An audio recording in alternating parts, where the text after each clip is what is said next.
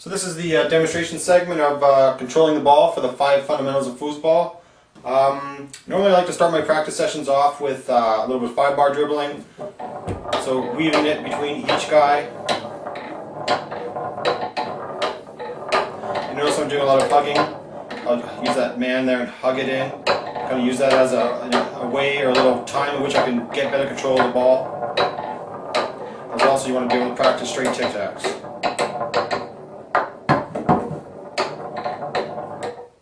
Notice the ball, at least for me, doesn't control as nicely straight tic-tacking. A lot more work needs to be done to keep that ball in control as opposed to just doing a little drag thing. So same thing for the rod. Practice hugs. Tic-tacs. Same thing for the back. Hugs. I think for the back is one of the most important things because there's a good range of shots people do. You want to be able to hug it into there, get into that position quickly, be able to read from both sides if you kind of have a series from both sides. And then tic-tacs, kind of getting used to, you can test a push kick or a pull kick.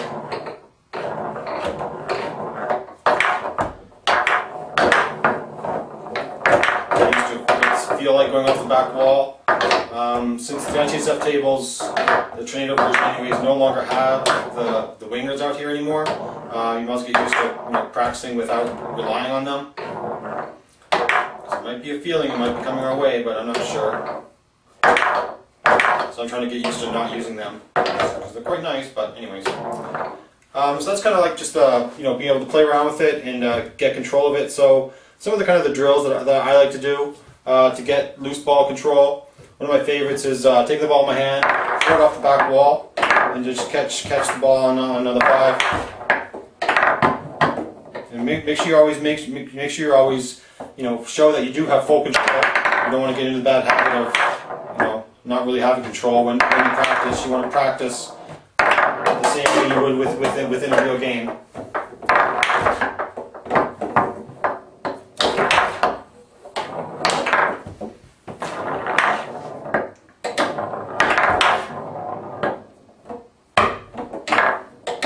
One thing about control, a lot of the time, there comes a point in time when it makes no more sense to try to get a man in front of it. If it's way out here by the side, you just got to jam it against the wall. You get used to kind of seeing that quickly. When's that time to do that, and when's the time to actually still use the man in the normal fashion. So that's kind of the first thing about just general feel for the ball. Now there's 3 other aspects of loose ball, of getting control. And that's 1, when you have the ball, 2, when they have the ball, and then on general loose balls. So when you have the ball, there's certain things that you can practice that kind of like allow you to get that ball back if you didn't actually successfully complete your pass. One that I find quite useful is getting used to having your passes blocked and then being able to pick up that loose ball. So if I'm doing my stick series, say I want to go lane, and somehow they got blocked, you got to be able to get used to, if you didn't make your pass, you got to be ready to pick up whatever happens. So, whoops, that's nice.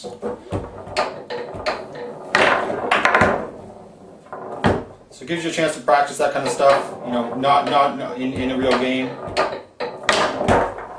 It's going to get spiked. You got to be able to be ready to react to it. Same thing with the wall pass. So let's practice it.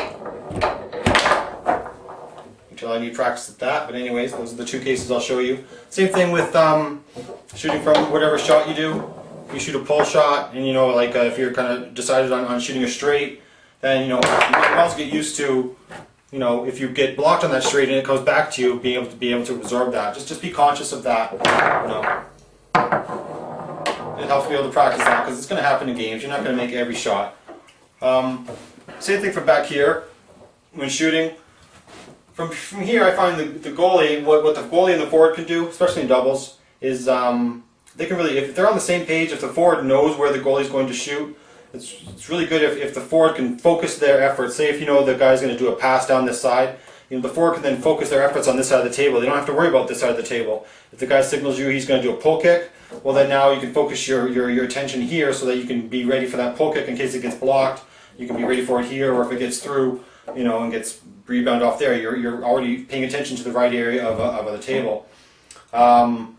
Generally though, if you're playing with someone that you don't have signals with, then you can really, what I do, I focus right in the middle of the table. I'm kind of just gazing at the middle of the table, but then my periphery vision is kind of tracking the ball to see where he's coming from, and then when that ball is released, I get down fast, and now I'm focused in the middle of the table and I'm fighting for that ball. Just trying to get down as fast as I can, trying to anticipate, if this guy's over here and I think he's going to shoot a spray, well then you want to offset it a little bit. If he's shooting a lot of straight shots, well then you want to have your guy right in front of him, kind of thing. Little things like that make the difference that allow you to get that 1 or 2 extra balls per game.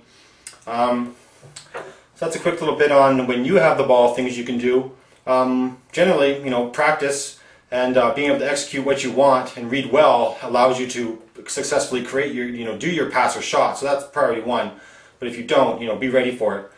So when they have the ball, lots of things you can do, especially if they're shooting from back. I really don't like people up here stuffing, because you notice when you stuff, you kind of have to swing through, and you're going to might go underneath you if you mistime it. Same applies for the 5. I've scored on lots of guys. I shoot a push kick, and they'll try to spike it. It goes right underneath them, and I score. So just stay in position, get a guy in front of the ball. I like to have this guy back a little bit so that if it hits him, you have a chance to grab it. It's not, if you're spiked out like this, it might hit it, it might come back at them, but they're probably pretty good. They'll probably pick that up. So I like to be like this. Plus, it helps cut down angles.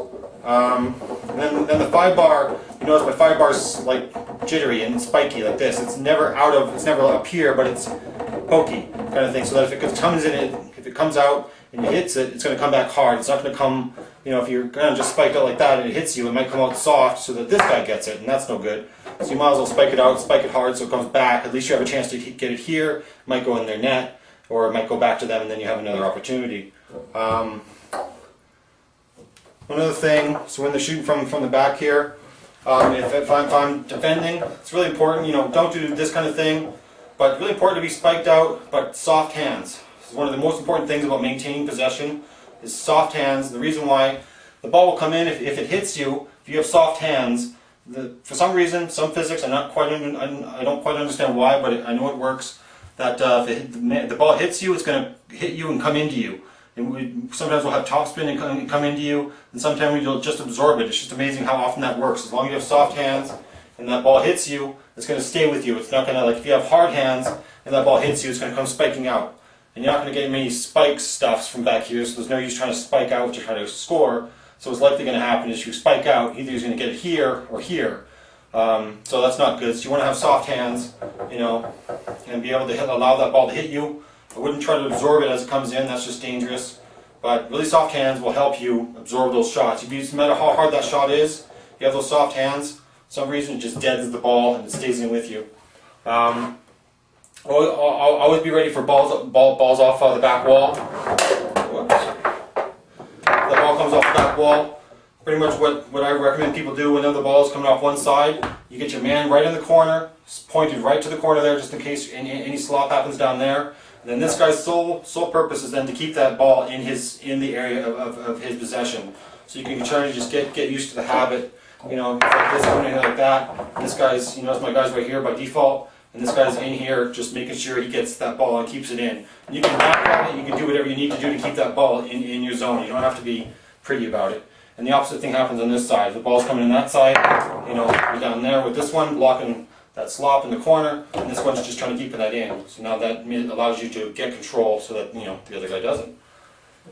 So now another thing when they have the ball, especially on the 5 bars, is one I'm surprised a lot of Pro Masters don't do.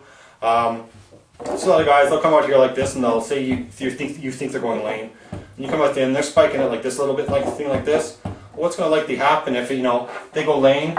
It's going to hit them and then it's going to come back. I mean, what's the use in that? Or if you're not good about really where you are and not disciplined, if you're like in here like this and it hits you, and then it's going to come back. If you're really well positioned and then it's going to hit you and stick. Or if you're well positioned and ready for the rebound, you can jump up and get it. That's another thing. But it's a little thing that you can do that I do quite a bit, and it works quite well for me.